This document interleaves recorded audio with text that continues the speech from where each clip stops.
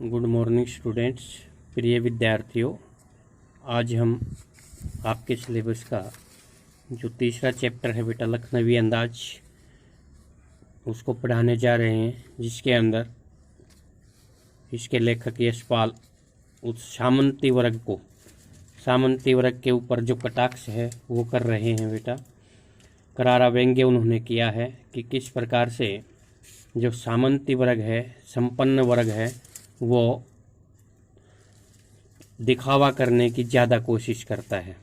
ठीक है, अपने वास्तविक चीज़ को से हट करके वह कहीं न कहीं आडंबर की ओर बढ़ता है, और यही यशपाल ने एक इस पाठ में दर्शाया है।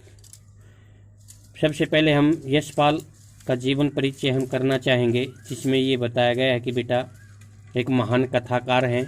उनका जन्म 1903 में फिरोजपुर छावनी में हुआ था, परंतु उनके पूर्वज हिमाचल प्रदेश के कांगड़ा जिले के निवासी थे। उन्होंने अपनी प्रारंभिक शिक्षा गुरुकुल कांगड़ी से प्राप्त की थी। बाद में वे नेशनल कॉलेज लाहौर में भर्ती हो गए थे बेटा, और जिनका परिचय भगत सिंह से हुआ और सुखदेव से हुआ। उन्होंने अपने सहपाठी लाला लाजपत राय के साथ स्वदेशी आंदोलन में बढ़ चढ़कर भाग लिया था बेटा। 1921 के बाद वे सशस्त्र क्रांति के आंदोलन में सक्रिय भाग लेने लगे। धीरे धीरे उनका जो झुकाव है बेटा मार्क्सवाद की ओर बढ़ा बेटा। दिल्ली से जब वे बम बना रहे थे दिल्ली में, तो उनको गिरफ्तार कर लिया गया था। 7 अगस्त 1936 को बरेली जेल में उन्होंने प्रकाशवती कपूर से विवाह कर लिया बेटा। एक साहित्यकार के रूप में उन्होंने हिंदी साहित्य की काफ़ी सेवा की। 1938 में वे जेल से रिहा हुए और 1976 में इस महान साहित्यकार का देहांत हो गया। प्रमुख जो रचनाएं इनकी बेटा उपन्यास हैं दादा कामरेड, पार्टी कामरेड, देशद्रोही, अमिता, मेरी तेरी उसकी बात, 12 घंटे, झूठ और सच बेटा। कहानी संग्रह जो है उनका पिंजरे का उड़ान, फूलों का कुर्ता, धर्मयुद्ध, सच बोलने की भूल आदि थे बेटा। नाटक भी लिखे उन्होंने, व्यंग्य लेख भी लिखे हैं और संस्मरण भी लिखे हैं बेटा, निबंध भी लिखे हैं। निबंध उनका जो है राम राज्य की कथा बहुत प्रसिद्ध है बेटा। इन्होंने जो उपन्यास और कहानियाँ लिखी उनमें एक वास्तविक जीवन का यथार्थ चित्रण किया है बेटा, और उनकी जो भाषा शैली है बेटा वो सहज है, सरल है, हिंदी भाषा भावानुकूल है बेटा। ठीक है, उर्दू और अंग्रेजी के शब्दों का मेल है। उन्होंने अपने उपन्यास और कहानियों में आम आदमी की जो भाषा है उसको ज़्यादा प्रयोग किया है। तो आज हम इसका जो पाठ है बेटा लखनवी अंदाज, इसको पढ़ेंगे। देखना कि लखनवी अंदाज जो नवाब थे बेटा लखनऊ के रहने वाले, उन नवाबों के बारे में बताया गया है कि वे किस प्रकार से अपनी वास्तविकता को छिपाने की बजाय एक जो संपन्न वर्ग है, सामंती वर्ग है, वे किस प्रकार की एक वो रखते हैं, सोच रखते हैं, और एक आम आदमी को ये दिखाने की कोशिश करते हैं कि जो साधारण सी चीज़ खाने की वस्तु खीरा है उसको वे स्वयं तो खाते हैं लेकिन दूसरों के सामने खाने से हिचकिचाते हैं बेटा। मुफस्सिल की पैसेंजर ट्रेन चल पड़ने की उतावली में पुकार रही थी। आराम से सेकंड क्लास में जाने के लिए दाम अधिक लगते हैं। देखिए, मुफस्सिल होता है बेटा कि जो अपना केंद्रीय स्थान होता है, केंद्र स्थान, जहाँ से हमारी ट्रेन चलती है उसके इर्द गिर्द का जो क्षेत्र होता है बेटा वो मुफस्सिल होता है। तो क्या कहा है कि वहाँ से ट्रेन चलने के लिए जल्दी कर रही है और सेकंड क्लास में जाने के लिए दाम अधिक लगते हैं। दूर तो जाना नहीं था, तो भीड़ से बच करके एकांत में नई कहानी के संबंध में सोच सकने और खिड़की से प्राकृतिक दृश्य देख सकने के लिए उन्होंने टिकट सेकंड क्लास का ही ले लिया होगा। भाई सेकंड क्लास का टिकट तो ज़्यादा लगता है, लेकिन उसको ज़्यादा दूर नहीं जाना था और एक भीड़ से बचना भी चाहते थे, इसलिए अधिक दाम में ही उस टिकट को खरीद लिया और पैसेंजर ट्रेन में अपनी नई कहानी लिखने के चक्कर में बेटा गाड़ी छूट रही थी। सेकंड क्लास के एक छोटे से डिब्बे को उन्होंने खाली समझा, जरा दौड़कर उसमें चढ़ भी गए वो, लेकिन अनुमान जो था कि भी खाली होगा, लेकिन वो प्रतिकूल डिब्बा निर्जन नहीं था, खाली नहीं था बेटा, सुनसान नहीं था।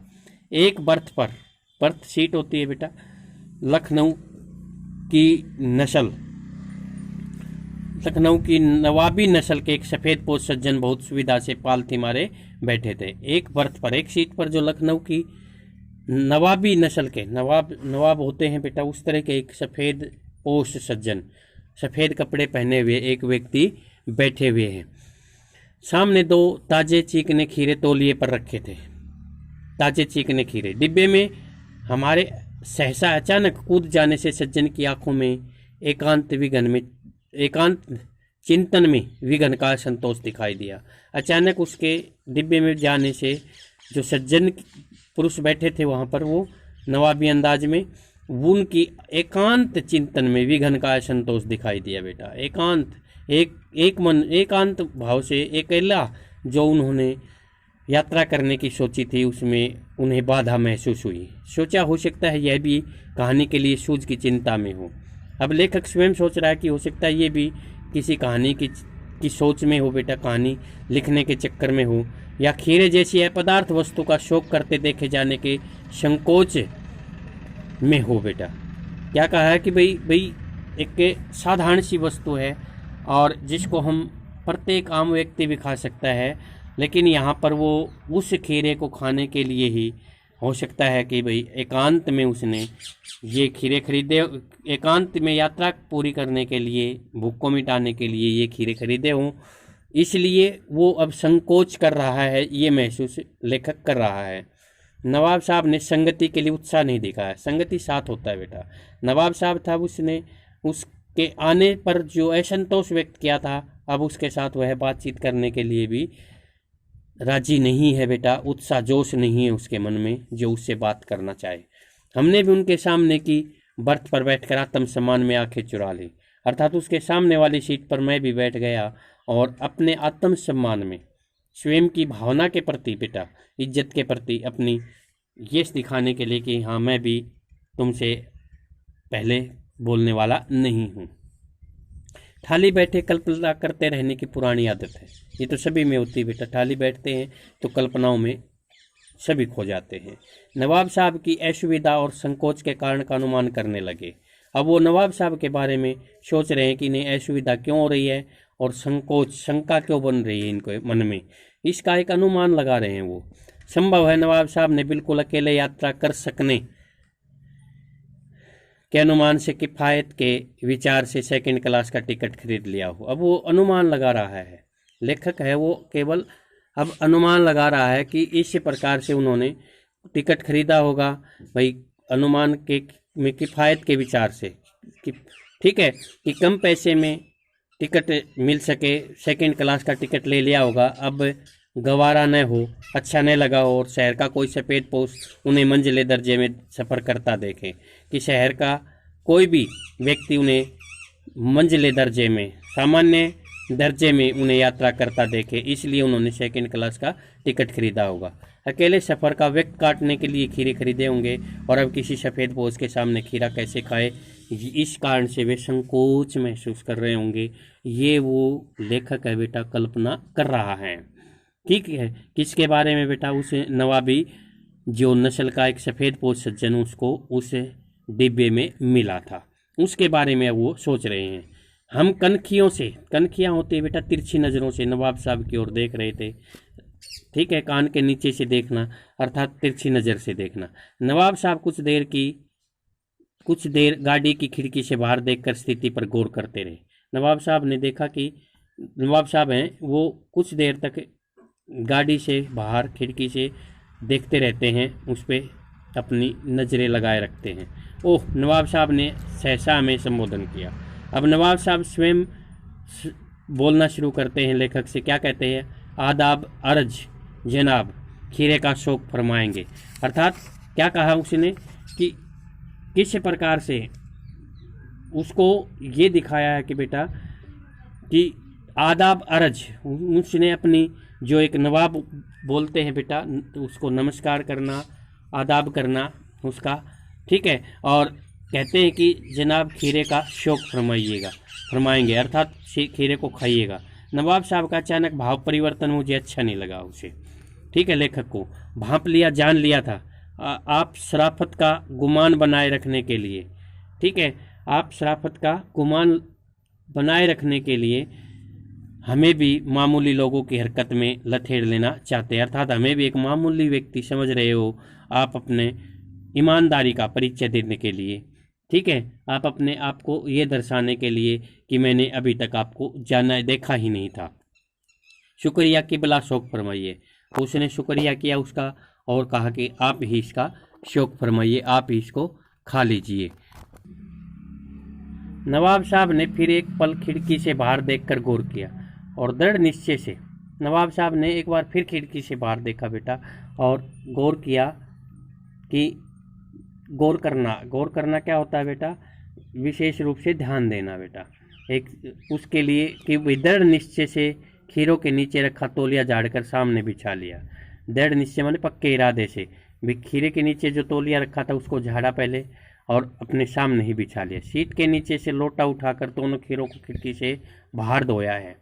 जो खीरे उसने खाने के लिए खरीदे थे बेटा, उन खीरों को, ठीक है, अब वह खाना चाहता है। धो करके उसको साफ़ किया, तौलिए से पूछा, जेब से चाकू निकाला, जेब से चाकू निकालता है उन्हें काटने के लिए।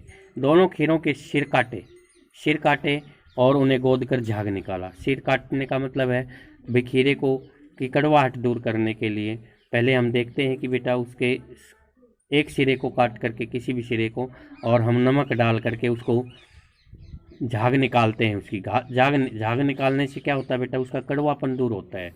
खीरे की ये खासियत होता है। आपने भी घरों में बेटा अपना खीरा काट करके खाया होगा।